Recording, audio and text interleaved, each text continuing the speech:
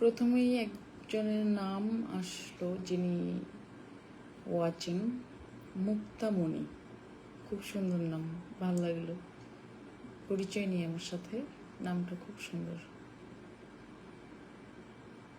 ও মহেশ্বর, কি এমন ধরনের নাম আসছে কেন? খুব সুন্দর সুন্দর। আর এম শুরু এম দিয়ে, এরপরেও আবার MH। সজীবী কি আজকে কি সব ওয়ালারা থাকবে নাকি সাথে?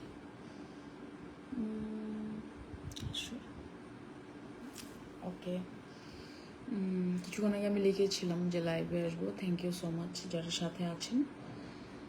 আসলে খুবই আনন্দিত হয়ে লাইভে এসেছি। আজকের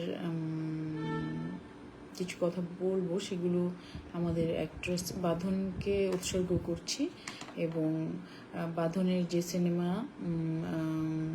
রেহানা মারিয়াম নূর, পুরো টিমকে শুভেচ্ছা জানানোর জন্য আমি লাইভে এসেছি, এবং অতি অবশ্যই ডিরেক্টর সাদ। অনেক অনেক শুভেচ্ছা পুরো টিমকে। সবাই এখন কানে আছেন। সবার জন্য বলি, কান চলচ্চিত্র উৎসবে বাংলাদেশের এই প্রথম অফিসিয়ালি কোনো একটা ছবি অংশগ্রহণ করেছে, পার্টিসিপেট করেছে, এবং খুবই দারুণভাবে প্রশংসিত হয়েছে, আমরা নিউজ দেখেছি। তো পরিচালক সাদকে অনেক অনেক অনেক অনেক অনেক অনেক ধন্যবাদ দিতে চাই, যে অনেক দিন ধরে মানে আমাদের কানগুলো আর আমাদের মন মিথ্যে কথা শুনতে শুনতে, চাপাবাজি, ভণ্ডামি শুনতে শুনতে খুব ক্লান্ত হয়ে গিয়েছিল। সাদ এই ক্লান্তিটাকে দূর করে দিয়েছে। কারণ আমরা অনেকবার শুনেছি যে বাংলাদেশের অনেক বিখ্যাত দু একজন ডিরেক্টর আছেন যাদের ছবি অস্কারে চলে যাচ্ছে, কানে চলে যাচ্ছে। তারপর আসলে অফিসিয়ালি এখন অবধি কানে এই প্রথম আমাদের চলচ্চিত্র গেল। এর আগে যারা এই ধরনের প্রচারণা করেছেন তাদের জন্য এটা একটা কি বলবো, শুদ্ধ ভাষায় সাধারণত এই শব্দটা বলা হয় চপেটাঘাত। এটা বলা অনেক কঠিন, চর মারা টাইপের অর্থ দাঁড়ায়। তো তবুও যদি তাদের একটু লজ্জা শরম হয়, কারণ এখন এমন একটা সময় যে চাইলেও ওনারা আর এগুলো বলে উল্টাপাল্টা ভুলভাল বলে মানুষকে কিছু বোঝাতে পারবে না, কারণ এখন পৃথিবী সবার হাতের মুঠোয়, ইন্টারনেটের কল্যাণে। তো আগে যেই তাদের প্রতি তো লজ্জা সেম, এবং তাদের সাথে সাথে যারা তাল মিলিয়েছিলেন যেসব পত্রপত্রিকা তাদেরকে হাইলাইট করে বিভিন্ন নিউজ করেছেন সেই সময়কার, তাদের জন্য অনেক সময় আমরা প্রচুর হেডলাইন দেখেছি, অস্কারে যাচ্ছে এই ছবিটা, অস্কারে যাচ্ছে এই ছবিটা। আসলে কতগুলো বস্তা পচা যেই ধর দু একটা ছবি হোক, বাংলাদেশেরই কয়েকজন মিলে ঠিকঠাক করে যে তারা এই ছবিটা পাঠাবে। তো ওই সেখানে কোথাও আশেপাশে একটু দেখাবে, এরকম নানান রকমের ফাঁকিবাজি মানুষের সাথে করা হয়েছে। তো আজকে সাদ আমাদের অভিনেত্রী বাঁধনের জন্য আমি খুবই হ্যাপি, এবং তার ফুল টিম, যে এই সব কিছুর প্রতি জাস্ট একটা আনসার দেওয়া হলো। আমি আসলে খুব ঝাড়তে বসলাম। আমি এই লাইফটা বিশেষ করে আমার মিডিয়ার, আমার সহকর্মী এবং বাকি সবার জন্য, সাধারণ পাবলিক ও কিছু শুনবে, জানবে, জানুক, আসলে সত্যি এগুলো জেনে যাওয়াই ভালো। আমি এই ছবিটার রিয়েকশন, প্রথমত আমার আজকে লাইভে আসার কারণ, বাংলাদেশের একটি সিনেমা এই প্রথম কান ফিল্ম ফেস্টিভ্যালে পার্টিসিপেট করেছে তার এবং দারুণভাবে অফিসিয়ালি যে সম্মান অর্জন করেছে সেটা আসলে কত সাধারণ মানুষ বা বাংলাদেশের সিনেমার পৃষ্ঠপোষক বা বিভিন্ন ক্ষেত্রের মানুষ আসলে কতটা জানে। তো আমি মনে করি যে আমাদের জায়গা থেকে যতটুকু এটার প্রচারণা করা যায় তত ভালো, কারণ সিনেমা একটি বড় মাধ্যম, একটি বড় সেক্টর যেটা বরাবরই অবহেলিত এবং বাংলাদেশে তো নেই বললেই চলে। সেই জায়গায় এমন একটি সুখবর, সেটা এক ধরনের আমার কাছে মনে হলো যে প্রচারণার দায়িত্ব রয়েছে আমাদের, সেই জায়গা থেকেও আসা। আর এই মুহূর্তে রেহানা মারিয়াম নূরের টিম বাইরে আছে, তাদেরকে ইন্সপায়ার করাও একটা ব্যাপার। আর ব্যক্তিগতভাবে আমি খুবই খুশি। রিভিউ পড়ছিলাম, ভিডিও দেখছিলাম, বাঁধন খুব কাঁদছিল, আমাদেরও কান্না পেয়ে গেছে। এত খুশির খবর আমরা অনেকদিন শুনি না। এই করোনার মধ্যে এটা অনেক আমাদের মন ভালো করা একটা খবর। সবকিছু তো আমি ভেবেছি আমি শুরু করব আবার নিউজটা যতটা খুশির, কেন যেন আবার অনেক কিছু ভাবাচ্ছে, অনেক কিছু একটু ক্লান্ত করে দিচ্ছে। তারপরে সিদ্ধান্ত নিলাম যে না, আসবো না। তো আবার যখনই নিউজ দেখি, যখনই কিছু একটা পড়ি, তখনই মনে হয় যাচ্ছে একটু আসি। তো এইসব কিছু মিলিয়ে যে একটু রাত হলেও একটু আড্ডা দিই। কেমন যেন একটা বিষণ্ণ দিন ছিল আজকে, শুধুমাত্র এই ছবিটার খবর ছাড়া। তো আমার সাথে কারা কারা জয়েন করেছেন, চেনা অচেনা অনেকেই সাথে আছেন, থ্যাংক ইউ।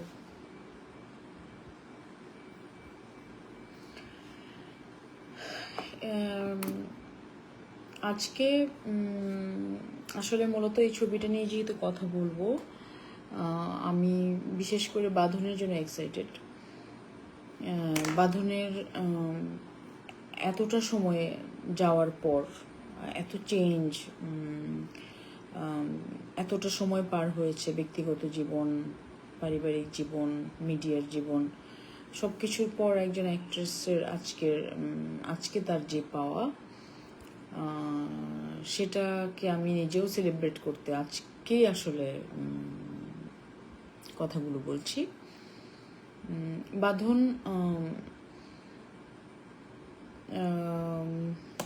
খুবই এনার্জেটিক একটা মেয়ে, সেটা ওর আমার কাছে যখন মনে হয় ও আর ওর মেয়ে দুজন সবসময় একই রকমের ড্রেস পরা, প্রচুর ছবি দেয়, এবং আমার শুধু মনে হয় এই ড্রেসগুলো কখন বানায়, কোথায় বানায়, একই রকম, মানে এত এনার্জি। এবং সে সবসময় খুব সুন্দর করে সেজে গুজে থাকে, এটাও খুবই শক্তির, মানে দারুণ এনার্জির ব্যাপার। আর একজন অ্যাক্ট্রেসের জীবন, এবং যখন সে তার সংসার, বাচ্চা বা সে একা, এইগুলো সহ যিনি আছেন, তার স্ট্রাগলটা আমি অনুমান করতে পারি। এবং আজকে মনে হলো যে একটা মানে এবং তাকে যা যা ফেস করতে হয়, আমি নিজেও তার শিকার। তো সেজন্য সব মিলিয়ে বাঁধনের খুশিতে আসলে আমিও খুশি। যেরকমভাবে আপনারা নায়িকাদেরকে দেখতে চান, দেখে আচ্ছা, আমাদের একজন প্রশ্ন করেছেন, অঙ্গনা আকাশ, খুব প্রিয় গায়িকা আমার, কলকাতা থেকে। কোন সিনেমা নিয়ে বলছেন দিদি, একটু প্রেক্ষাপটটা বলবেন। অঙ্গনা বাংলাদেশে একটি সিনেমা এবছর কানের অফিসিয়াল সিলেকশনে, আজকে ওটার প্রিমিয়ার ছিল, রেহানা মারিয়াম নূর।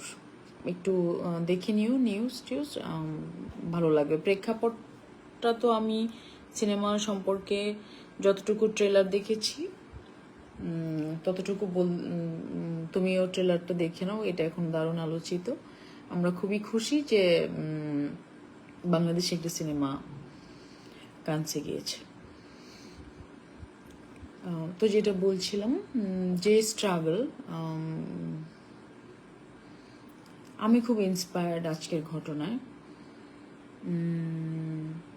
আপনারা যেটা বলছিলাম যে যেভাবে আপনারা দেখে অভ্যস্ত, আমি আমার একদম শুরুর দিকের একটা কথা বলি। আমি আজকে আমার বাঁধনের গল্প করব, পাশাপাশি আমার গল্প করব, কারণ ব্যাপারগুলো আমাদের একই রকম সবার।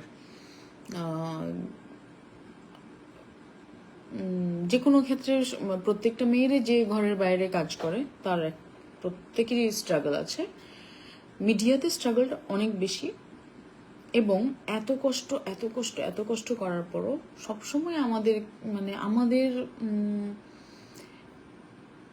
আমাদের একটা এত নেগেটিভ কথা শুনতে শুনতে আমাদের যে মানসিক যে চেঞ্জ ডে বাই ডে হয়, সেটা তো এখানে তো ভাবার প্রশ্নই আসে না। বাংলাদেশে তো মানসিক দিক গুরুত্ব দেওয়ার কোনো ব্যাপারই নেই। তো সেটার জন্য আমাদের ভেতর অনেক ক্ষোভ জমা থাকে, আমার ভেতর থাকে। আজকে মনে হলো যে একটু বলি। আমি একদমই মেকআপ ছাড়া আপনাদের সামনে আসলাম, যেটা আমাদের মুরব্বীরা বলেন যে আসলে অ্যাক্ট্রেসদের, হিরো হিরোইনদের একদম কারো সামনে আসা উচিত না, পর্দা ছাড়া যাতে কেউ না দেখতে পারে, আগ্রহ নষ্ট হয়ে যাবে।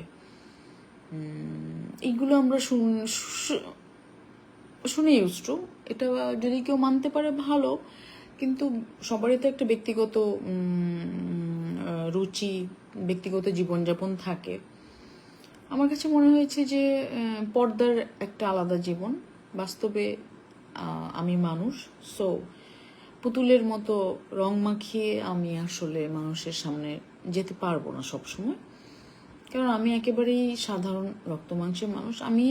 যখন আমি ক্যামেরার সামনে দাঁড়াবো, তখন সেই চরিত্রটা হওয়ার জন্য আমার যা যা করার, আমি রং মাখাবো, আমি কালি মাখাবো, আমি গোবর মাখাবো, মাটি মাখাবো, আমার কোনো সমস্যা নেই। কিন্তু এই যে রং মাখিয়ে যে একটা নিজেকে প্রেজেন্ট করার যে ধারণা তৈরি করে দেওয়া হয়েছে নায়িকা মানে এরকম, সেটা আসলে ঠিক না। তো আমি বরং প্রাউড ফিল করি, এবং আমার যে আমি এরকমই, আমি এভাবেই থাকবো। অত সাজগোজ করে এই সেই করে আমি পারবো না ভাই। তারপরে আসি মানে যেমন বাঁধনের বেবি হয়েছে। বাঁধন অনেক মুটিয়ে গিয়েছিল, ওজন বেড়েছে। সেই সময়টা ছিল শাহবাগ আন্দোলন। আমি বাঁধনকে কয়েকটা দিন সেখানে আমি পেয়েছি, এবং তখন টুকটাক কথাবার্তা হতো কাজ নিয়ে বা সেই। তো যখন ওজন বেড়ে গেলে একটা অ্যাক্ট্রেসকে কী ফেস করতে হয়, আমার মনে হয় সেটা বাঁধন বোধহয় জেনেছে। আমি সেটা জানি, আমি খুব ভালো করে জানি। এবং তখন আমাদের যারা কলিগ আছেন, যারা ডিরেক্টর আছেন, যারা আমাদের সহকর্মী আছেন, তারা তো খুব আপসেট হয়ে যান, কারণ তারা বিলিভ করেন যে রোগা থাকলেই মানে নায়িকা মানেই জিরো সাইজ হতে হবে, এবং সেটা হলেই যেন একেবারে বাংলাদেশের মেকাররা টাইটানিকের মতো সিনেমা বানিয়ে ফেলবে। তো টাইটানিকের কথা কেন বললাম, কারণ টাইটানিকে অ্যাক্ট্রেস অনেক বেশি এক্সপোজড। তো সেটা হলে শরীর দেখানোর প্রয়োজন পড়েছে ওই সিনেমায়। তারপরও কেট উইন্সলেট অনেকটাই বরং একটু অতটা স্কিনি না, আমরা পছন্দ করেছি। কিন্তু বাংলাদেশের মেকাররা হচ্ছে যে একদম মানে ওজন বেড়েছে মানে তুমি বাদ, তোমাকে দিয়ে আর কিচ্ছু হবে না। আমি আমার রাজলক্ষ্মী শ্রীকান্ত যখন করেছি তখন আমি অনেক মুটিয়ে গেছি, এবং আমার পরিচালকের যে অ্যাপ্রোচ, আমার কলকাতার পরিচালক, উনি আমাকে বলেছেন আমার ছবি দেখি যে আপনার এই লুকটা হলে ভালো হয়। উনি একবারও ওজন, মোটা, রোগা, ওরা কেউ এগুলো নিয়ে কোনো কথা বলে না। এবং আমার কো-আর্টিস্ট যে দুজন, ঋত্বিকদা বলেছে, ঋত্বিক চক্রবর্তী, যে মানে যেহেতু আমি সারাক্ষণই আমাকে কেমন লাগবে এরকম সারাক্ষণই আমি তখন অনেক চেষ্টা করেছি কমানোর, ওইটুকু সময়ের মধ্যে যতটুকু পেরেছি আমি করেছি। তো ঋত্বিকদা বলেছে যে তুমি তুমি অ্যাক্টিংটা শুরু করে যাও, মানুষ তো রোগা মোটা সবই হয়, কিন্তু সিনেমায় কেন যে হয় না, সিনেমায় হয় না, তুমি শুধু অ্যাক্টিংটা করে যাও। আমার খুব ভালো লেগেছিল। রাহুল দা বলেছে আমার যেরকম ক্যারেক্টার ছিল, যে ও মেয়েটা যেই ধরনের ক্যারেক্টার, ওর বডি রোগা হলেই কি মোটা হলেই কি, তুই শুধু তোর অ্যাক্টিংটা করেছ। তো এবং আমি যখন কাজ করছিলাম, আমি যেই দু একজন আমার ক্লোজ, আমার কস্টিউম ডিজাইনার বা আমার মেকআপের বা যা মেয়েরা যারা কাছাকাছি ছিল, আমি জিজ্ঞেস করতাম যে কেমন লাগছে বলো। আমি সারাক্ষণ একটু খুঁতখুত করছিলাম, যেমন ওরা বলতো যে কিছুই লাগছে না, শুধু মনে হচ্ছে তুমি রাজলক্ষ্মী। তো এই যে উৎসাহটা আমার এখানে আমি কেন এটা বলছি যে কলকাতা খুব ভালো, বা কলকাতা একটা সিনেমা করে এখন তুমি কলকাতার গল্প করছো, কারণ এখান থেকে আমি এত ডিপ্রেসড এত বঞ্চিত হয়েছি যে সব ক্ষোভ আমার জমা হয়েছে। আমাকে কেউ আমি মাঝখানে একটা অ্যাওয়ার্ড পেয়েছিলাম, বাটারসাস অ্যাওয়ার্ড 2017-তে অনিল বাগচির একদিন সিনেমার জন্য। আমি প্রায় 2 বছর পর ঘর থেকে বেরিয়েছি, মানে আমি খুব কোনো পাবলিক ফাংশনে যাইনি অনেকদিন। যাওয়ার পর সবাই আমার দিকে এমনভাবে তাকাচ্ছিল, আমার তখন অনেক বেশি ওয়েট ছিল, তো তাকাচ্ছিল যেন আমি, মানে কেউ আসলে আমার চোখের দিকে তাকাচ্ছিল না, এমনভাবে দেখছিল যে আমি কি আমার সারা শরীরের দিকে তাকাচ্ছিল এমনভাবে প্রত্যেকটা লোক, যে এতদিন পর দেখা হওয়ার পরে আমি প্রথমে জিজ্ঞেস করব কেমন আছেন বা কি করছেন সবটি, মানে যদি আমার কাছের কেউ হয়, কিন্তু তাদের প্রথম প্রশ্নই তুমি এত মোটা হয়েছে কেন। মানে এখন আমি কি অসুস্থ না কি, আমার কোনো সমস্যা আছে কি না, কোনো কোশ্চেন নেই। প্রথম তুমি তো মোটা হয়েছে কেন, নিস না তাহলে কিভাবে কি করে, তারপর শুরু হচ্ছে যে জ্ঞান দেওয়া। এবং প্রত্যেকেই ডাক্তার, বাংলাদেশে তো প্রত্যেকেই ডাক্তার, প্রত্যেকেই ডায়েটিশিয়ান। আমার এই কয়েকটা বছর আমি কি বলবো, আমি মানুষের থেকে দূরে থাকি এখন, সত্যি কথা যেটা। কারণ একটা কোনো অসুখ হলো আপনার, ব্যাস আপনার আশেপাশের সবাই ডাক্তার।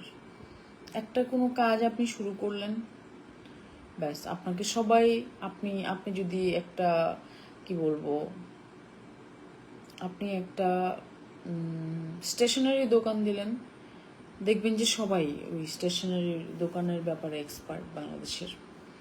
আপনি একটা এগ্রিকালচার ফার্ম দিলেন, সবাই এগ্রিকালচার জানে। তো এত জ্ঞান নিতে নিতে আসলে মাথাটা খারাপ হয়ে যায়, যার জন্য আমি একটু দূরে থাকি। কারণ আমার অনেক বেশি কথা বলা আমার পছন্দ না, আমি একটু চুপচাপ থাকতে পছন্দ করি। বরং আমার কুকুরটার সাথে আমার অনেক ভালো সময় কাটে, ওর সাথে খেলি যদি সময় পাই, ওকে টেক কেয়ার করার দরকার হয়, আমাকে সময় বের করতে হয়। ওর সাথে কথা বলতে সে সুন্দর রেসপন্স করে, মানে সে অনেক সেন্সিটিভ, এবং কি করলে কি পাল্টা আনসার হওয়া উচিত সেটাও জানে, যেটা আসলে অনেক মানুষের থেকে পাওয়া যায় না। এই লেভেলের বিরক্ত আমি। তো এতগুলো কথা কেন বলেছি, বাঁধন অনেক ওয়েট গেইন করেছিল আমার থেকে অনেক বেশি, এবং তারপরে ও হঠাৎ একটা সিনেমার জন্য খুব সুন্দর ঠিকঠাকভাবে নিজেকে আবার তৈরি করে ফটোশ্যুট করলো। এত সুন্দর সুন্দর ছবি, পুরো মাথা খারাপ দেখলাম, বাঁধনের ছবি অনেকদিন দেখলাম। তারপরে শুনলাম বাঁধন একটা ছবি করছে, তার জন্যই প্রিপারেশন। খুব সুন্দর, ভালো লাগলো। সেই ছবির মহরত বা কিছু একটা প্রোগ্রাম হয়েছিল। তারপরে শুনলাম বাঁধন আর ছবিটা করছে না। আসলে ওর সাথে রেগুলার যোগাযোগও নাই, কি হয়েছিল বা কি জানি না, মানে কিন্তু এই যে মানে বাদ পড়েছে ছবিটা থেকে। এই যে তৈরি করা একটা 1 কেজি ওজন কমানো কতটা কষ্ট, সেটা যারা মানে যারা অনেক ওয়েট গেইন করে ফেলেছে তারা জানে। এই যে ও নিজেকে তৈরি করলো এবং তারপর যে ছবিটা থেকে তাকে বাদ দেওয়া হলো, একটা মানুষের জন্য এটা কতটা ডিপ্রেসিভ, এটা একমাত্র যার সাথে হয় সে জানে। আমার সাথে এরকম অনেকবার হয়েছে, আমি জানি এটা। তো আজকে আমি শিওর বাঁধন আজকে অনেক বেশি মানে আরও মানে এই ঘটনাগুলো ঘটেছে বলে আজকে প্রাপ্তিটা অনেক বেশি আনন্দ দেবে আরও। এবং আমি বিলিভ করি যারা এরকমভাবে লেগে থাকে এবং তার কাজটাকে ভালোবাসে, একদিন না একদিন সে তো সাকসেসফুল হবেই হবে। এবং ও একা মানে ওর কোনো ভাই ব্রাদার, কোনো এই সেই তার সাপোর্ট, এই ব্যাপারগুলো ছিল না। যেভাবেই হোক যেটা হোক ও নিজে স্ট্রাগল করেছে, এই বিষয়টা আমাকে খুবই নাড়া দেয়। এই জন্যই আমি আজকে আসলাম। তারপর হচ্ছে যেটা বলছিলাম যে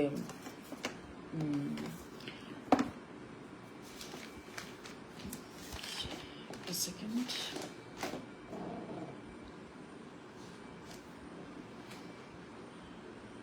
আমার কিছু খুঁজে পাওয়া যায় না আমার তালিকার জন্য। আচ্ছা যাই হোক, দেখি কারা কারা আমার সাথে আছেন, তারপর আবার ক্ষোভ ঝাড়ছি।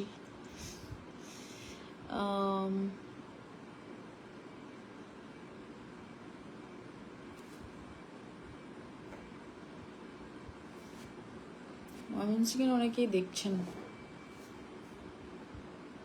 আমি আসলে আমার এটা দেখাতে চাই না, তবে চলে আসছি বারবার।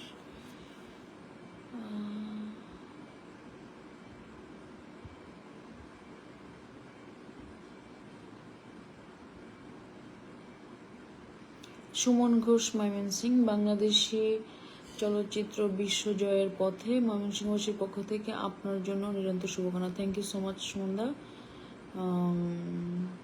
Thank you. আর কি একজন লিখেছেন, অঙ্গনা দিদি, এইমাত্র দেখলাম, চূড়ান্ত গর্ব অনুভব করছে। Thank you. বাংলাদেশকে আমার আন্তরিক আপনার পরবর্তী কাজে দেখার অপেক্ষা আছি, শ্রদ্ধা সঙ্গে আছি, শুনছি। থ্যাংক ইউ অঙ্গনা দিদি। পরবর্তী কাজ কবে যে কি হবে জানি না, অপেক্ষায় থাকতে থাকতে তো এই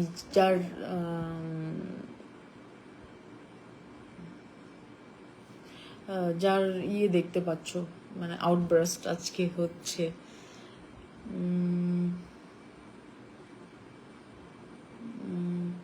আরেকজন কিছু একটা লিখেছে, মাসিদ রনো, you always looking. Thank you ভাই।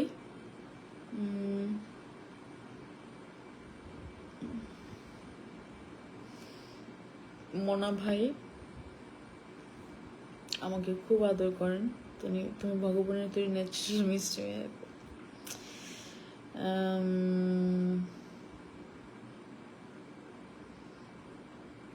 বাদ পড়ে নিজেই করেননি, কজ ওনার মনে হয়েছে তাকে যে ক্যারেক্টার দেওয়া হয়েছে তার জন্য এত কষ্ট করে এত ফিট হওয়ার দরকার ছিল না। আচ্ছা এনিওয়ে, হ্যাঁ হতে পারে, সেটা ঠিক।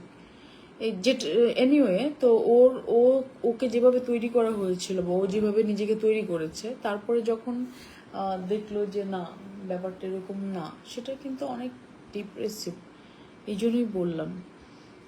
তারপর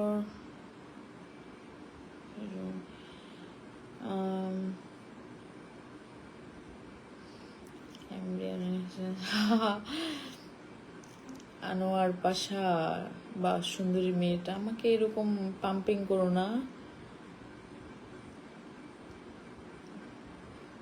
ঠিক আছে, আবার মূল কথায় ফিরে যাই।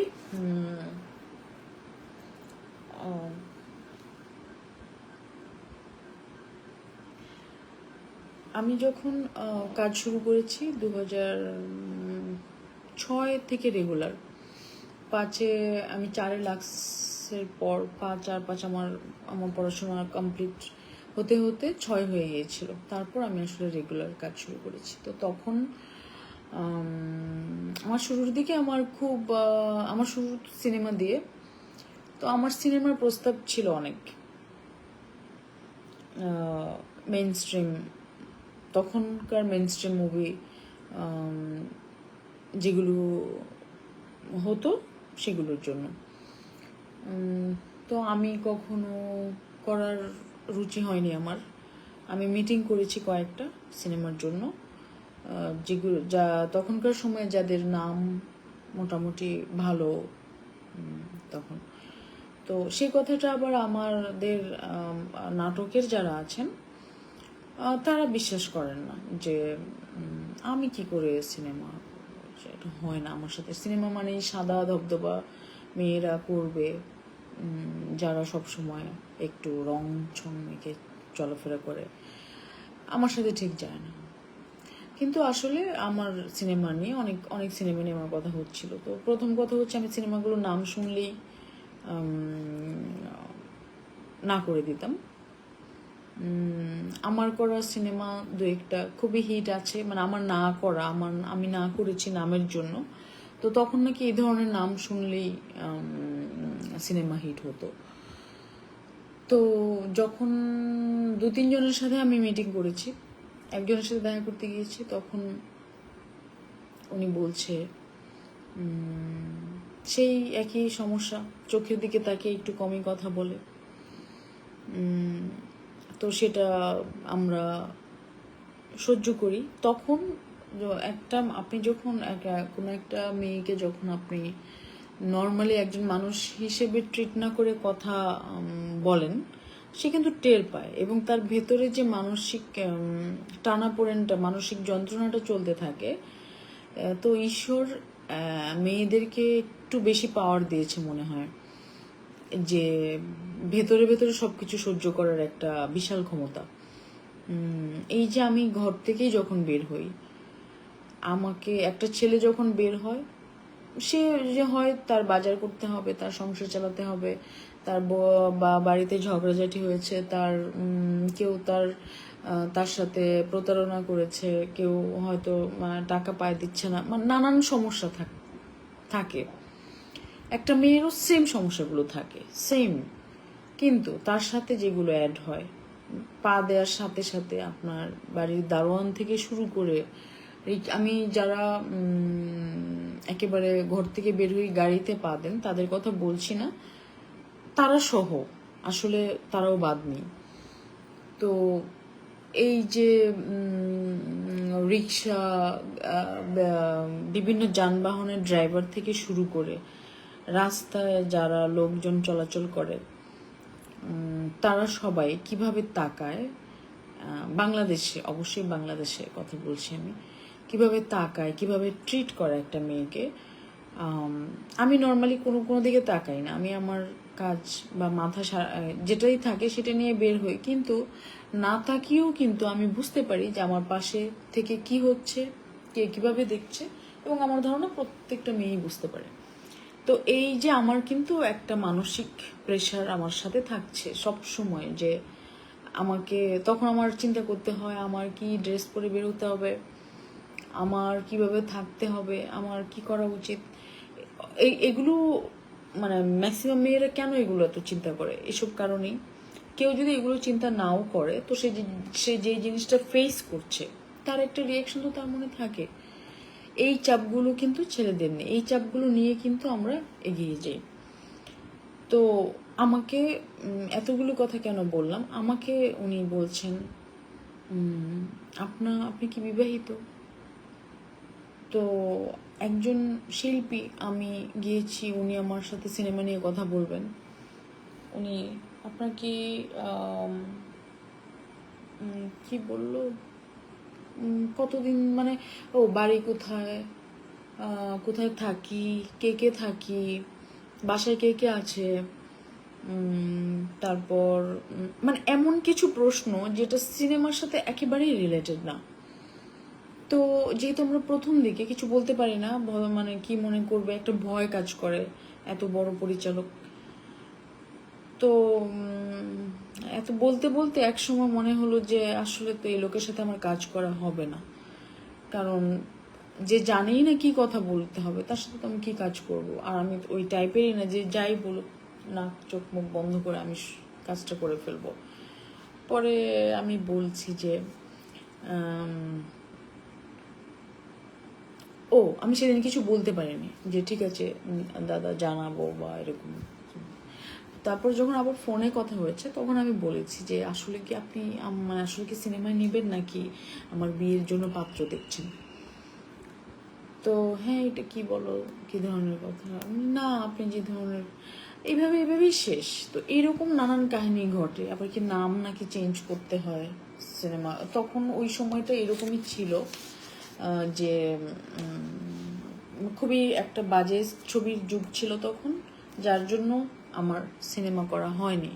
6, 7, 8, 9 এই সময়টা 10 সব থেকে বাজে সময় বাংলাদেশের সিনেমার।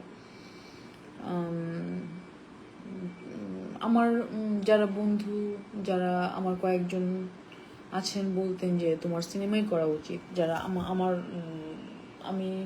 ফার্স্ট কাজ কবরী আপা, তখন যারা আমাদের শুটিং দেখতে অনেক ডিরেক্টর আসছেন বা কবরী আপার বাসায় ওই অনেকের সাথে পরিচয় হতো, যারা ভালো মেকার কয়েকজন বলতেন রেগুলার সিনেমাই করা উচিত। আমি রেগুলার সিনেমাই করতে চাইতাম কিন্তু আমি করতে পারিনি এই সব কারণে। তো আর তখন সবাই হাইড করে রাখতো বিয়ে হলে বাচ্চা হলে যে এটা বলা যাবে না,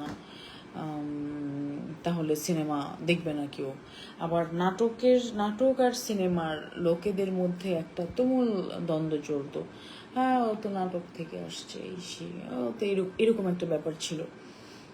তো আজকে আমার মনে হলো যে বিয়ে, বাচ্চা, নাটক থেকে যাওয়া এবং এই সব কিছুর আনসার বাঁধনের এই কাজটা দিয়ে দিয়েছে।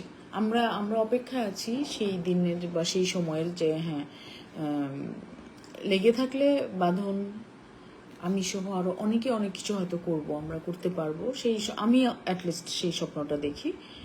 কিন্তু এই যে একটা জিনিস ঢুকিয়ে দেওয়া হয়েছিল যে না বিয়ে হলে তো নায়িকা হওয়া যাবে না, বিয়ে এটা হাইট ওকে, অথচ কবরী আপু এত মানে কি বলবো, মানে তার মতো সুপারস্টার কজন হতে পারে, উনি তো শুরুই করেছেন বাচ্চা হওয়ার পর, বিয়ের পর। তো সেগুলো নিয়ে মানে মানে এই প্রশ্নটাই একজন ডিরেক্টর আসলে করতে পারে না যে আপনি কি বিবাহিত, আপনার বাচ্চা আছে কিনা, আপনার বাসায় কে কে থাকে, এগুলো একেবারে নন প্রফেশনাল অ্যাটিটিউড। এইসবের জন্য আমরা সিনেমা করতে পারিনি। যারা এগুলো মেনে করেছেন তারা সত্যি তাদের খুব কি বলবো, এই ক্ষমতাটা নেই। তো আজকে বাঁধন,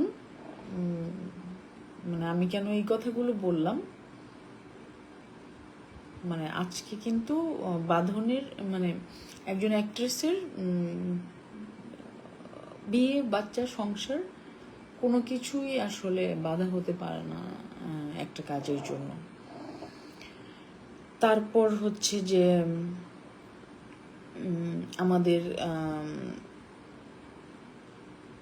নতুন জেনারেশনের মধ্যে একটা মানে আমার কাছে মনে হয় যে খুব ডেডিকেশন নিয়ে কাজ, মানে আমি নিজেও স্বপ্ন দেখি যে এটা করবো ওটা করবো, আমি চেষ্টা করতে থাকি। তো যেমন আমি যদি বলি যে হ্যাঁ আমি তো প্রডিউস করব, আমি প্রডিউসার, আমার কোম্পানি থেকে আমি কাজ করব। তো আমাদের এখানে ওর তো অনেক টাকা হয়ে গেছে, তো আশেপাশে শুনি হ্যাঁ জ্যোতি তো এখন বিগ শট। আরে ভাই আমি তো প্রোডাকশনটা করব,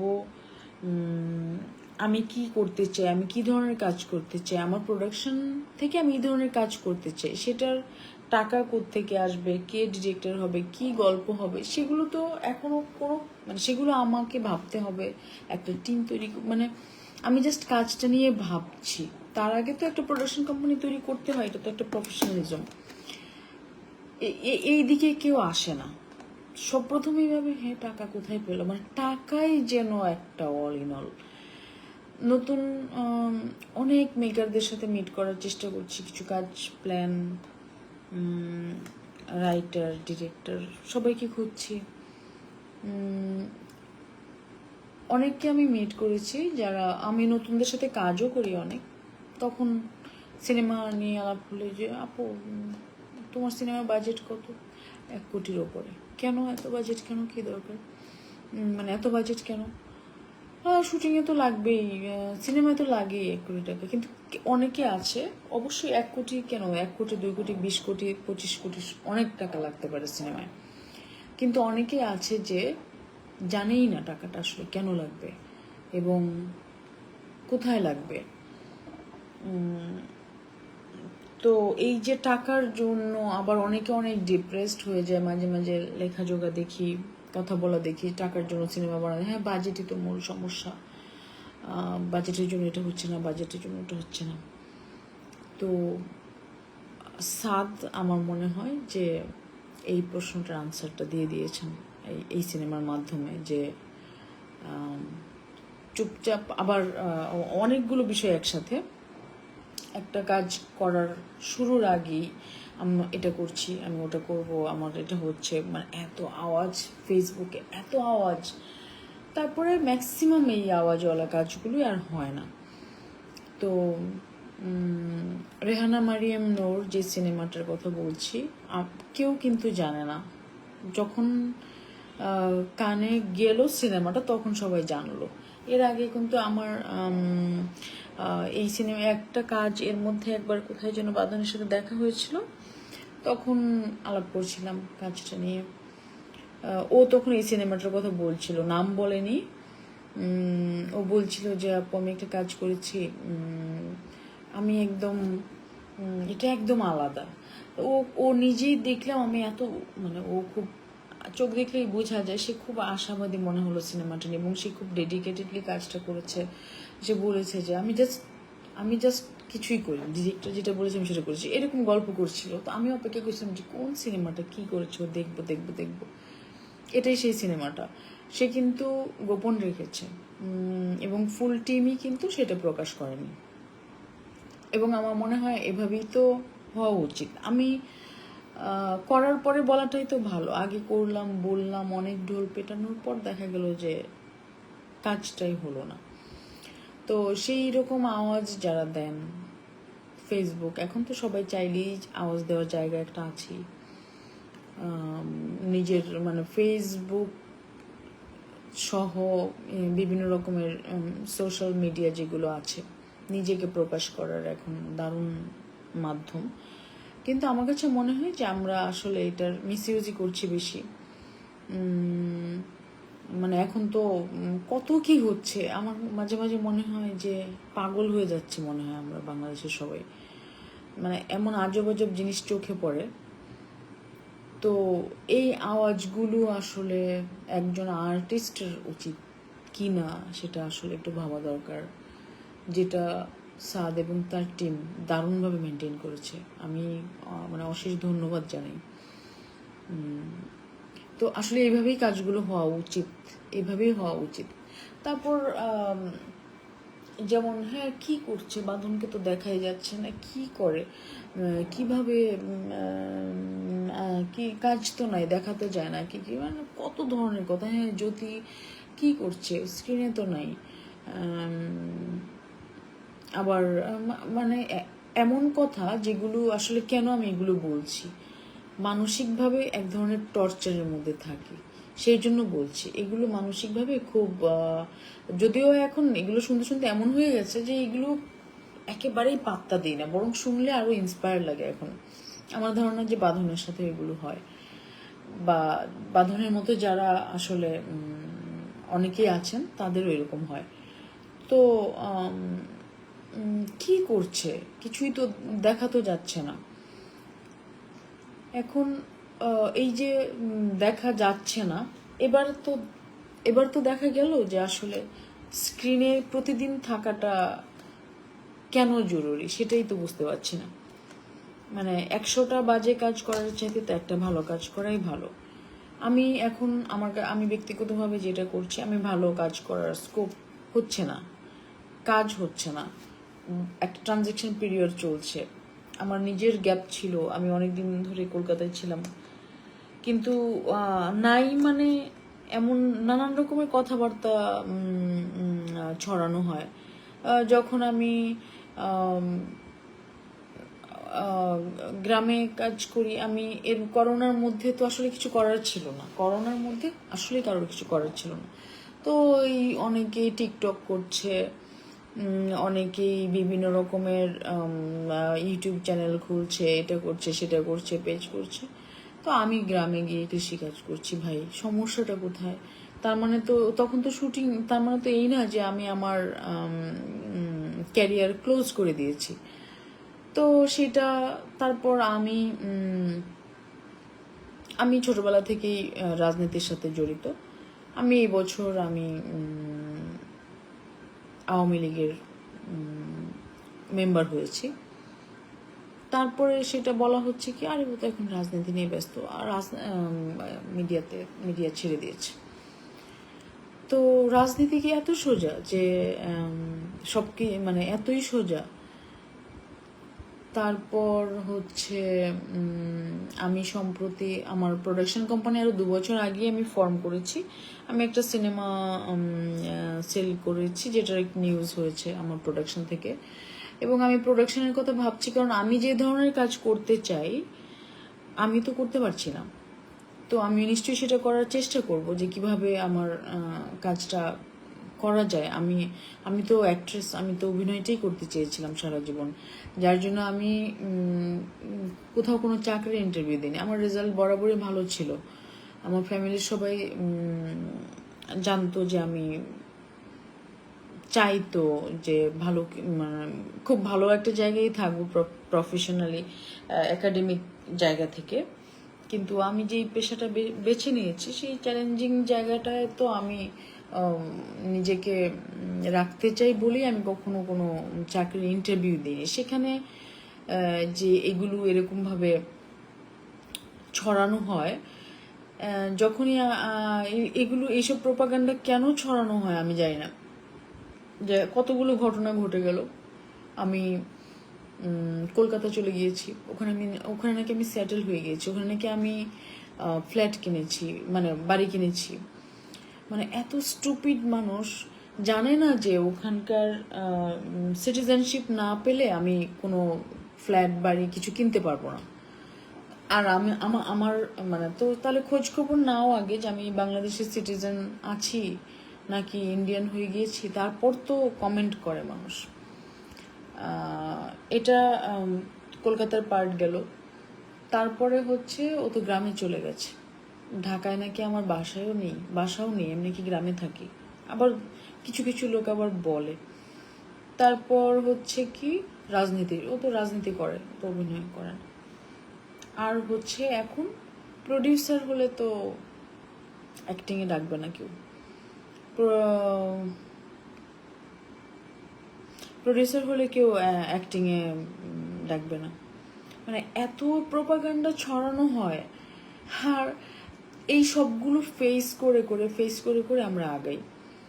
তো এই যে বিরতি ছিল স্ক্রিন থেকে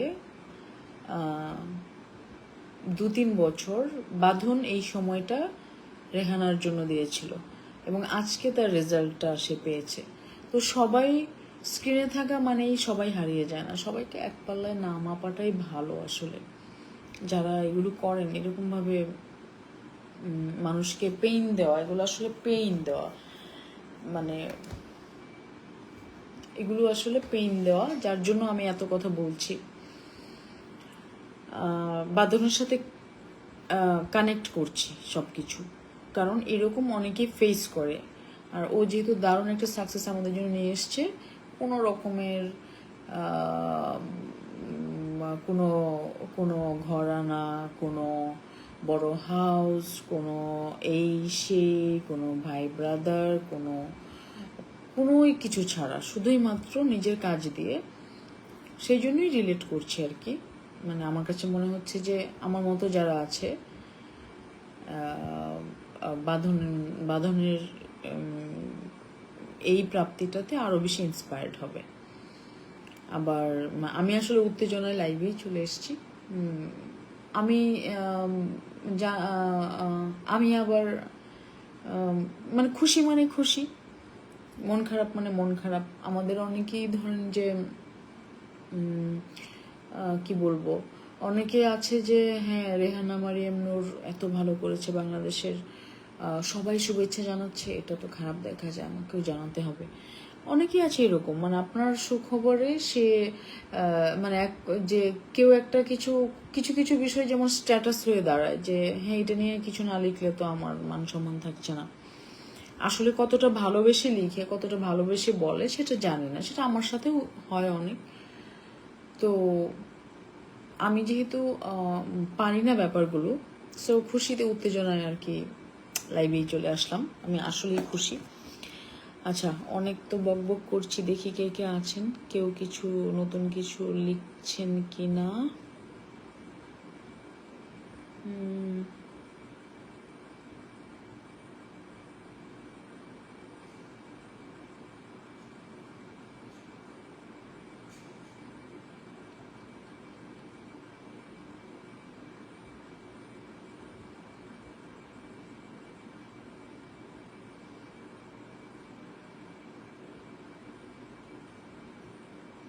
মাসিদ রনও লিখেছে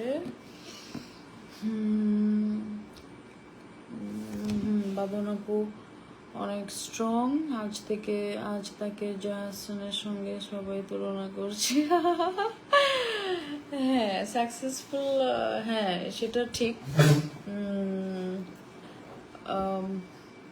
তারপর কি 2021 পুরাই বাঁধন আপু, সামনে সৃজিত মুখার্জির ওয়েব সিরিজটা আসছে। হ্যাঁ হ্যাঁ ঠিক, হ্যাঁ এটা ঠিক যে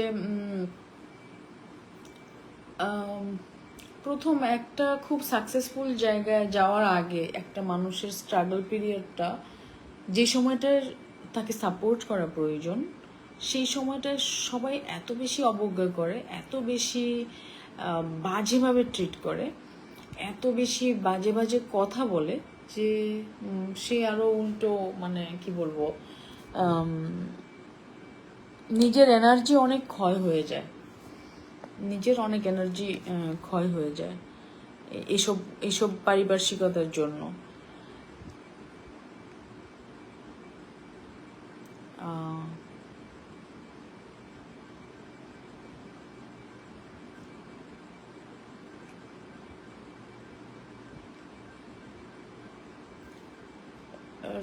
রমিজউদ্দিন দারুণ, উনি আমার এলাকার একজন চেয়ারম্যান।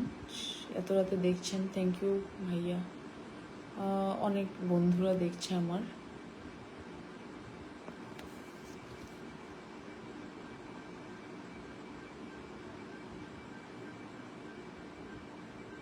অঙ্গনা, আগুনটাকে বাঁচিয়ে রাখো দিদি, তুমি লম্বা রেসের ঘোড়া। আর ভাই ক্লান্ত ভাই, আর কত। একজন লিখেছেন শাহজাহান কবির 800 ভিউয়ার। ভাই ভিউয়ার নিয়ে একটা কথা বলবো, মনে পড়ে গেল। আমাদের হচ্ছে যে প্রায় স্ট্যাটাস দেখি যে এত ভিউয়ার, এত লক্ষ মিলিয়ন, এত লক্ষ এই সেই, আমার কাছে এত হাসি পায়। মানে এত এত সিলি ব্যাপার নিয়ে মাতামাতি করে মানুষ। ফেসবুকে ব্লু বেজ পাওয়ার পর সেটাতে আগে তো নিউজই হতো যে ওনার এই তারকা উনি ফেসবুক ভেরিফাইড করেছেন। মানে মানে ফেসবুক ভেরিফিকেশন হলে এটাও নিউজ করতে হয়, এটা এটা সত্যি। মানে তার মানে কতটা আমাদের এলাকায় একটা কথা বলে আদেকলা পানা, মানে ধরেন আপনি জীবনে কিছু পান নাই, দেখেন নাই, সো অল্প পেলে আপনি সেটা নিয়ে এত নাচানাচি করবেন। ফেসবুক ভেরিফিকেশন হলেও সেটার নিউজ হয়, এত লক্ষ ভিউ, এটি এত, তো সেই ভিউয়ের কাজগুলো আসলে কোথায় বলেন তো? মানে বলেন তো যে একটা ভিউয়ের মানে যে মানুষ মনে রাখে কি, তারপরে সেই ভিউ ভিউ কাউন্ট করে আসলে আপনারা কাকে ঠকাচ্ছেন আমি জানি না। এখন একজন ব্যবসায়ী হিসাব করতেই পারে যে আমার এত ভিউ আসছে, এতটা ক্লিক করেছে, আমার এত টাকা ইনকাম হবে এসে। তো আমি আসলে ভিউ কখনো কাউন্ট করি না, যার জন্য আমি কখনো কোনো কিছু পোস্ট করি না। এবং আমার কোন নাটক বা কোন সিনেমা কতজন ভিউ হলো, কত মানুষ দেখছে, কত কি হচ্ছে, আমি কোনোদিনই কাউন্ট করি না। এবং এটা স্ট্রংলি আমি এটা করি না, কারণ আমার কাছে মনে হয় যে আলটিমেটলি একদিনের ভিউয়ে আকাশে উঠে আবার সারা জীবনের জন্য নাই হয়ে যাওয়ার চাইতে খুঁজে খুঁজে খুঁজে খুঁজে মানুষ বের করো, ঠিক একদিন মানে আসল মানুষের ভিউ, আসল ভিউয়ের জায়গাটা করে নিতে চাই। যেমন এই ছবিটা এখন কিন্তু বাঁধনের ছবি খুঁজে বের করে মানুষ দেখবে। তো ভিউ কাউন্টিং বা এইসব যদি মাথায় রাখতো তাহলে অনেক আগে থেকেই প্রচারণা শুরু করে 12টা বাজিয়ে ছবির নানান কাহিনী করতে পারতো ডিরেক্টর চাইলে, উনি কিন্তু কিছু করেননি। তো আর কি নিয়ে বলবো, অনেক কথা বলছি, অনেক ক্ষোভ ঝাড়ছি, অনেকটাই মিলে যায় আসলে। আসলে স্ট্রাগল করা মানুষদের গল্প অনেকটাই মিলে যায়। তো এক সময় হয় যে এতটা ইনোসেন্স নিয়ে আমরা শুরু করি, এতটা ডেডিকেশন নিয়ে শুরু করি, তারপরে সেখানে বাধা পেতে পেতে, সেখানে ডিপ্রাইভড হতে হতে, সেখানে নানান রকমের উল্টাপাল্টা কথাবার্তা শুনতে শুনতে এমন পর্যায়ে যায় যে আমাদের আসলে আর সেই মানসিকতাটা থাকে না যে খুব মানে আমি নিজেই যেমন এত বিহেভ চেঞ্জ হয়ে গেছে আমার, আমি নিজেই অবাক হয়ে যাই মাঝে মাঝে এই সব কিছু পারিপার্শ্বিকতার চাপে। তো আজকে একটা আমার মনে হয় আস্তে আস্তে আমার বিদায় নেওয়া উচিত। আজকে একটা খুবই খুশির দিন বাংলাদেশের জন্য। বাংলাদেশের সিনেমা কান ফিল্ম ফেস্টিভ্যালে সিলেক্টেড হয়েছে। সবাই সিনেমাটা দেখবেন। রেহানা মারিয়াম নূর, এখানে দেশে বিদেশে অনেকেই আছেন, সিনেমাটা দেখার দাওয়াত থাকলো। এবং আমি মনে করি যে সাদের পলিসি আইডল হতে পারে বাকিদের জন্য। সবার কাজের স্টাইল আলাদা, এক একজনের পলিসি, কিন্তু সাকসেসফুল হওয়াটাই আসলে জরুরি। আর যারা এখানে একটা টেন্ডেন্সি আছে যে মানুষ খুব হিসাব করে গুনে গুনে মানুষের ক্ষতি করে। আমার কাছে খুব অবাক লাগে যখন এটা বুঝতে পারি যে এগুলোও পৃথিবীতে সম্ভব। তো যারা নানান রকমের প্রচারণা করেন, উনি নাই, উনি সেখানে, উনি এখানে, উনাকে মানে একটা মেধাবী মানুষকে মাইনাস করার জন্য এখানে অনেক কিছু হয়। তো আলটিমেটলি কিন্তু আটকানো যায় না। মানে আপনি জোয়ারের পানিকেও বাদ দিয়ে আর কতক্ষণ রাখা যায়? হয় না, আসলে হয় না। সবকিছু নিজের গতিতেই চলবে। এগুলো না করাটাই ভালো, যেহেতু মানে যখন চারদিক থেকে এগুলো দেখি একটু খারাপ লাগে মাঝে মাঝে, এই জন্য এরকম বলি আর কি, বলতে ইচ্ছে করে। তো আমি যেই কাজের জন্য এত বছর এত স্ট্রাগল এত কিছু করলাম, সেই কাজ ছাড়লেও বলবো। আর বিরতি নেওয়া মানে তো আবার মানে আরো বেশি এনার্জি নিয়ে ফিরে আসা। তো যারা আমার কাজ দেখতে চান, যারা আমার কাজ পছন্দ করেন, তাদের জন্য বলছি যে আসলে খুব ভালো কিছু প্রিপারেশন নিচ্ছি। যেমনটা আজকে বাঁধন নাই নাই নাই স্ক্রিনে নাই, তারপরে এমনভাবে একটা ধাক্কা দিল যে মানুষকে একটু পজিটিভলি নিলে ভালো হয়, সবার জন্যই ভালো হয়। একটু পজিটিভ থাকলে আমাদের জন্য ভালো। এই তো, আর কি বলবো, অনেক খুশি। আপনারা নিউজগুলো শেয়ার করুন, সিনেমাটা দেখবেন। সিনেমাটার বাংলাদেশের সিনেমা হয়তো একটা দারুণ মোড় ঘুরতে যাচ্ছে এবং আমি ব্যক্তিগতভাবে অনেক খুশি। বাঁধন, সাদ এবং আপনাদের পুরো টিম, আপনাদেরকে অনেক অনেক অভিনন্দন। মূলত আপনাদেরকে শুভেচ্ছা জানানোর জন্য লাইভ করছিলাম। আমি তো অনেক খুশি হব যদি আমাদের মিডিয়ার পক্ষ থেকে, আমাদের বিভিন্ন সেক্টর, মিডিয়ার বিভিন্ন সেক্টরের পক্ষ থেকে রাষ্ট্রীয়ভাবে বা যেভাবেই হোক ওদেরকে শুভেচ্ছা জানানো হয়। আমি চাইবো সেটা।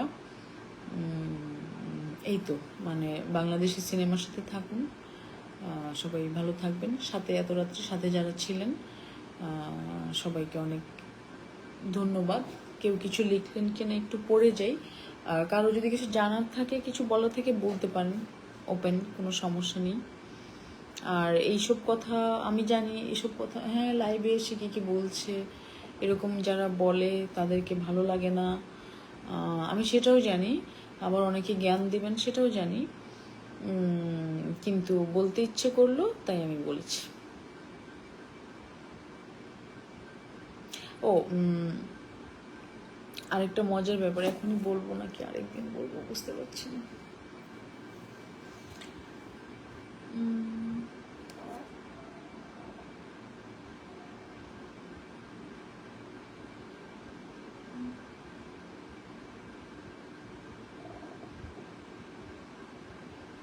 যারা যারা পার্টিসিপেট করে সবার সাথে আসলে কথা বলতে ইচ্ছে করে। এইবারে গিয়ে খেলা দেখো, কে লিখলো এটা? ও ও আচ্ছা, 11 তারিখে তো বোধ হয় ফাইনাল না? খেলা তো দেখবই, খেলা হবে, খেলা দেখবো। কেউ কেউ আবার এখন জয়েন করছে, আমার তো এখন যেতে ইচ্ছে করছে না। আর একটু ইউএম জেসমিন, কারো কিছু বলার থাকলে বলেন না। এখন একটু রিল্যাক্স হই, এতক্ষণ তো অনেক ক্ষোভ নিয়ে কথা বলেছে আসলে।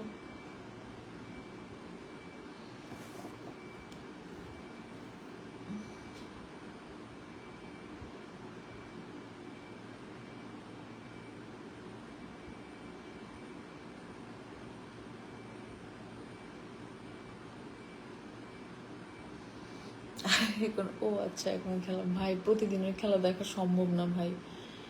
আর মানে সম্ভব না আসলে। একে তো মানে নানান রকমের সমস্যা, পুরো রেগুলার খেলাটা দেখা সম্ভব না।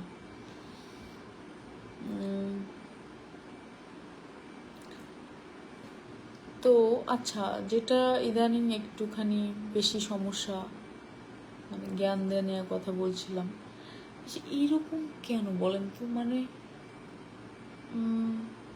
আপনি বললেন যে আপনি কারোর সাথে আলাপ করছেন, যে কি বলবো, মানে সবাই এত ইংল্যান্ড বনাম ডেনমার্ক, ওকে। হাই পিও, হ্যালো আপু, good to see you, good to hear you. বাসায় আসো না একদিন, না হলে আমাকে আসতে বলো। যেটা হচ্ছে, ধরেন আপনি বললেন যে আমার শরীরটা একটু খারাপ লাগছে, একটু জ্বর জ্বর, কি বলবে তখন আপনার পাশের লোকটা? তাই নাকি? নাপা খাইছো, প্যারাসিটামল খাইছো, বা জ্বর মাপছো, ও তুমি একটা খেয়ে ফেলো, নাপা খেয়ে ফেলো, খাওয়ার পরে একটা নাপা খেয়ে ফেলো, লেবু দিয়ে গরম পানি খাবা, আনারস কিনে খাও, নানান কিছু, মানে পুরো সে একজন ডাক্তার হয়ে যাবে। অথবা আপনি বললেন যে একটু সমস্যা, বা কি বলবো, মানে এমনও সবাই যেচে একদম অপ্রাসঙ্গিকভাবে অনেক এটা করবেন, এটা করবেন, এটা করবেন না, ওটা করবেন না, এটা এটা কী ধরনের কালচার শুরু হয়েছে? আমার তো কান ঝালাপালা, মানে ক্লান্তি লাগে, একদম ক্লান্তি চলে আসে। যেটাই হোক, আপনার সাথে পয়েন্টে কোনো কথা নেই, পয়েন্টে কোনো কথা নেই, নানান রকমের এটা এটা করবেন, এটা করবেন। আপনারা জানেন আমার কি বলবো, আপনি অসুস্থ শুনলে আমি তো মানে এখন কোনো একটা অসুখ হলে আপনি কথাই বলতে পারবেন না। দেখা গেলো যে আপনার একটু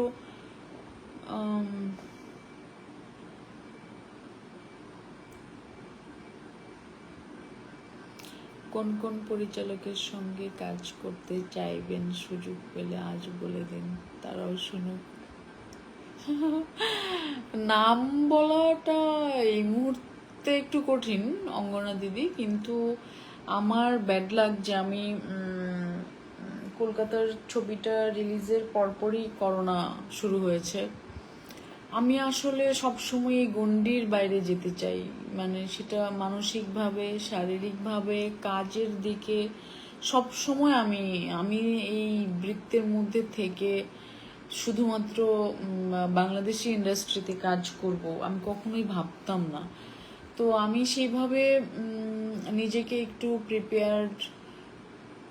প্রিপেয়ার্ড করার সুযোগ আমার ছিল না। আমার আসলে খুব যেহেতু আমার মিডিয়ার জন্য আমার পারিবারিক সাপোর্ট ছিল না, যার জন্য খুব স্ট্রাগল ছিল বরাবরই, কিন্তু খুব একটা ড্রিম ছিল যে এটা করব, যার জন্য আমি কলকাতার কাজটা আমি করেছি। এবং আমার আসলে মূলত টার্গেট ছিল বোম্বেতে কাজ করা, কিন্তু সেই সুযোগ তো আমার নেই। আমার ওখানে যাওয়া, থাকা, যোগাযোগ করা, সে আমার আসলে বাংলা মানে প্রথম কথা তো আমার ময়মনসিংহের বাইরে যাওয়াটাই আমার জন্য কঠিন ছিল, আমার গ্রামের বাইরে যাওয়াটা।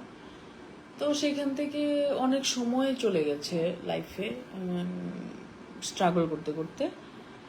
আর যখন শুরু হলো, আমি যখন কলকাতায় কাজটা করলাম, তারপরে তো লকডাউন, মানে এমন একটা, কিন্তু আমার কাছে এখন আর আমি হতাশ হই না। ইনফ্যাক্ট আমি আমার এক ধরনের ডিপ্রেশনে ভুগছি বলে আমি ডাক্তারের কনসালটেন্সিতে আছি, যার জন্য আমার একটু সমস্যা এখন কম হয়। আগে খুবই স্যাড লাগতো, খুব খুব খুব ডিপ্রেশনে থাকতাম। তো এখন আমি খুবই আশাবাদী যে এখন OTT-তে বিভিন্ন কিছু শুরু হয়েছে। তো আমি না ডিরেক্টরের নাম বলতে পারবো না, কিন্তু আমি বড় ইন্ডাস্ট্রিতে কাজ করতে চাই, আর নিশ্চয়ই ভালো ডিরেক্টর ছাড়া কাজ করব না, ভালো ডিরেক্টরদের সাথে কাজ করতে চাই, এই আর কি। সুজন মাহমুদ ভাইয়া, আর অনেকদিন পরে দেখলাম ভাই, আপনি ব্রাজিল না আর্জেন্টিনা? আমি তো আসলে ব্রাজিল, কিন্তু ওইভাবে কোনো দল সাপোর্ট, যেরকম মানে মারামারি কাটাকাটি লেগে যায় খেলার সাপোর্ট নিয়ে, আমি অত ব্লাইন্ড সাপোর্টার কোনো দলেরই না, বাংলাদেশ ছাড়া। বাংলাদেশ যখন যেখানে খেলবে আমি বাংলাদেশ, এছাড়া আসলে তবে ব্রাজিল আর্জেন্টিনার মধ্যে আমি ব্রাজিল। এবার খেলাতেও তো ব্রাজিলই মনে হয় থাকবো। আগের বার বিশ্বকাপে খুব মজা হয়েছে, এবারের ফাইনাল খেলাটা দেখার ইচ্ছা আছে।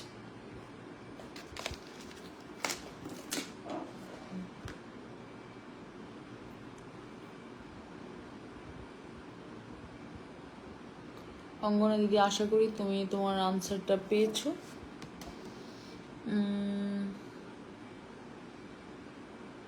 ব্রাজিলকে লিখলো, thank you.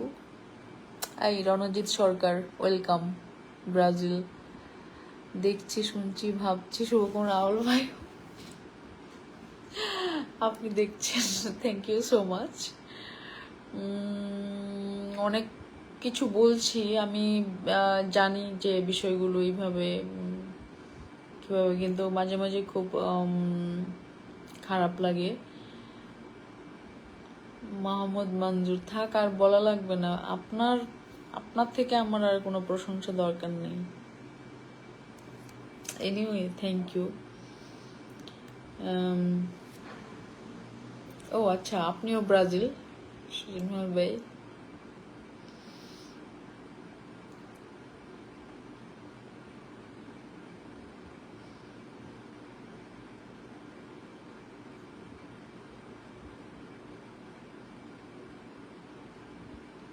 Anganwadi, thank you so much. রাজলক্ষ্মীকে মনে কতদিন রাখবে বলো, এরপরে তো দুনিয়াতে যে কি অলক্ষ্মী শুরু হলো ওরা রাজলক্ষ্মীর পড়ার।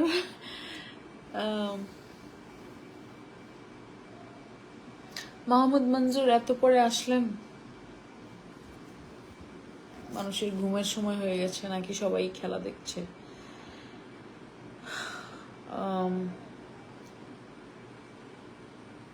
আওয়াল চৌধুরী আমার খুব প্রিয় মানুষ একজন, আমাদের ময়মনসিংহের গর্ব, অনেক ভালো মেকার উনি। আওয়াল ভাই, আপনার সিনেমার জন্য অপেক্ষা করছি।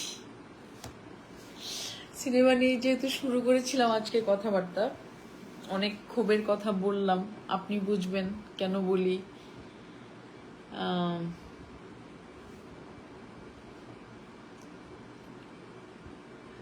পূর্ণিমা রানী শীল লগ্ন জিতা, এই কোথায় ছিলে তুমি এতদিন, দেখি না কেন? থ্যাংক ইউ, অনেকদিন পরে দেখলাম। এখন তো মনে হচ্ছে যে আরো অনেকেই জয়েন করছে, আরো পরে লাইভ শুরু করলেই ভালো হতো। আপনারা কিছু বলেন, আওয়াল ভাই কিছু লিখেন, আপনাদের থেকে শুনতে চাই। মঞ্জুর ভাইয়া, আজমেরি কি ঘুমিয়ে পড়েছে? আপনি তো বলতে পারবেন, বা আজমেরি কেমন আছে, শরীর ঠিক আছে কিনা। আজমেরির জন্য অনেক প্রাউড ফিল করছি, সাদের জন্য।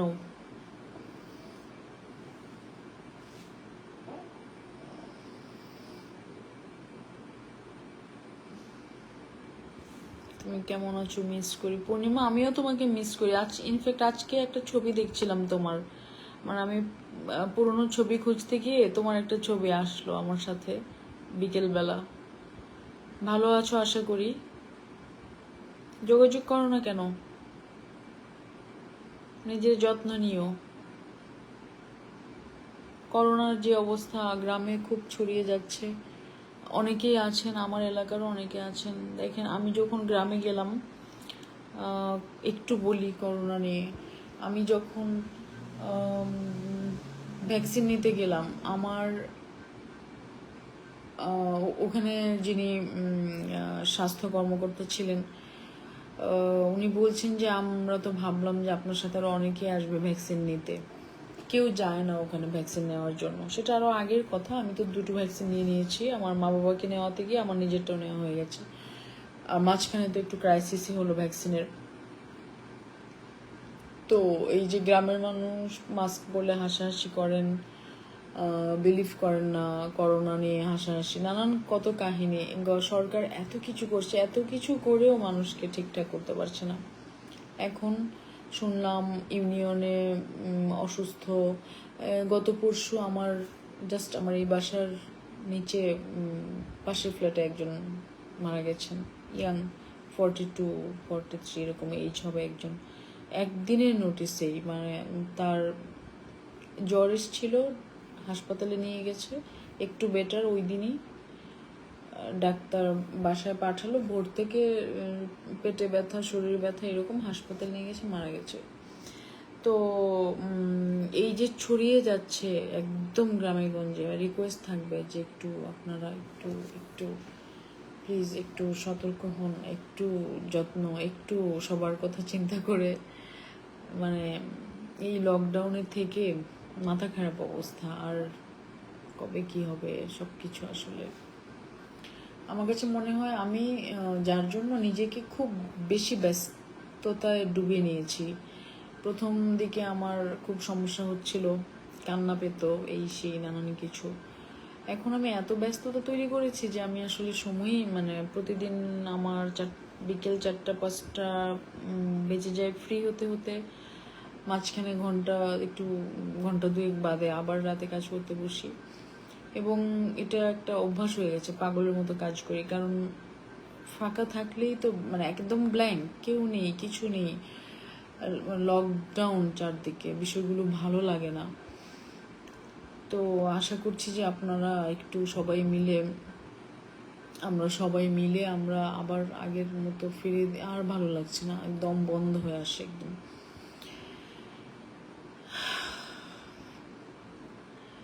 আওয়াল ভাই ভালো সময় আসবি, তাই যেন হয়। আমরা মাঠে নামবো একসাথে ইনশাল্লাহ। আজকে আমি লিখেছিলাম, একটা স্ট্যাটাস লিখেছিলাম যে দিলীপ কুমারকে নিয়ে, যে বাংলাদেশিদের এত বেশি ইসলাম প্রীতি বেড়েছে যে দিলীপ ব্র্যাকেটে সবাই লিখছে ওনার অরিজিনাল নাম। এতদিন মানে অ্যাটিচিউডটা এরকম, আমার মানে আমার মতো লিবারেল, আমি তো নিজেকে শতভাগ লিবারেল মনে করি, তো অ্যাটিচিউডটা এরকম। দিলীপ কুমার একজন মানে দিলীপ কুমার একজন, সো সে মুসলিম, এটা আমাদের প্রাউড, কাজেই তার ইউসুফ আলী খান নামটা প্রকাশ করতে হবে, এই অ্যাটিচিউডটা ভালো লাগেনি। এবং এটা লিখেছি বলে অনেকে শেয়ার দিচ্ছে উল্টাপাল্টা কথা বলে, তো জানি এগুলো তো কখনো পাত্তা দেই না, কিন্তু এই যে টেন্ডেন্সিটা, এটা থেকে বের হওয়া উচিত। উনি একজন শিল্পী, এবং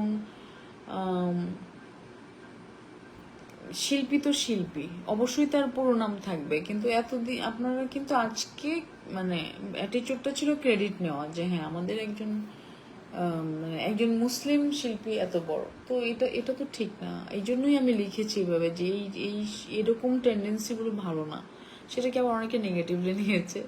এনিওয়ে, আমার সাথে যারা মিশেন, যারা আমাকে চেনেন, তারা জানেন আমার কাছে আসলে আমি ধর্ম নিয়ে ভাগাভাগি বা এগুলো নিয়ে কথাবার্তা বলা আমার একদমই পছন্দ না। আমার কাছে মানুষ সব থেকে বেশি ইম্পর্টেন্ট। একজন একটা বড় কিছু লিখেছে,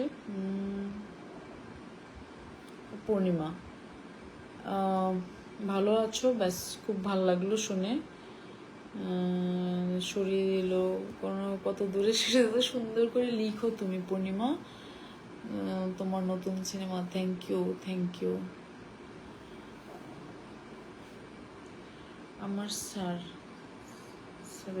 ও আচ্ছা, হ্যাঁ হ্যাঁ হ্যাঁ হ্যাঁ, অনেকদিন যোগাযোগ নেই সুমনের সাথে।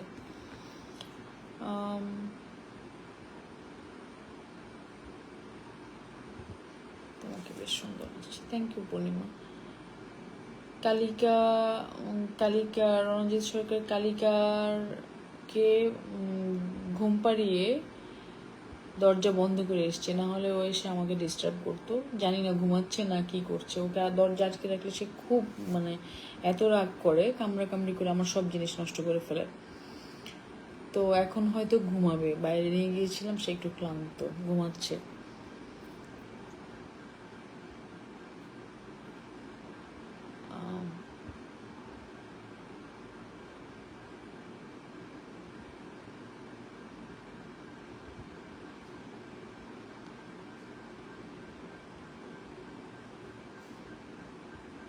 এত লাভ কে ছড়াচ্ছে?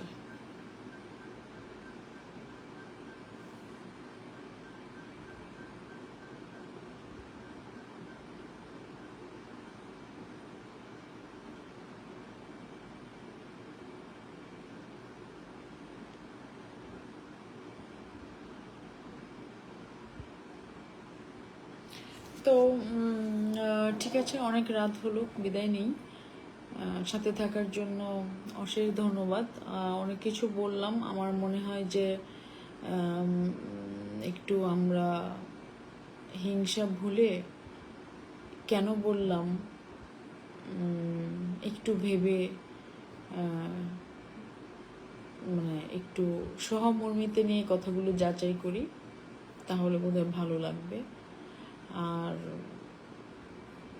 পরিস্থিতির শিকার হয়ে আমি একটু ঠোঁটকাটা হয়ে গেছি, কিন্তু সেটা মানুষের উপকারই করবে আশা করি, ক্ষতি করবে না, বরং আমার নিজের ক্ষতি করে। কিন্তু আমি আসলে এরকমই, আমি আমার রুচি, আমার নীতি, আমার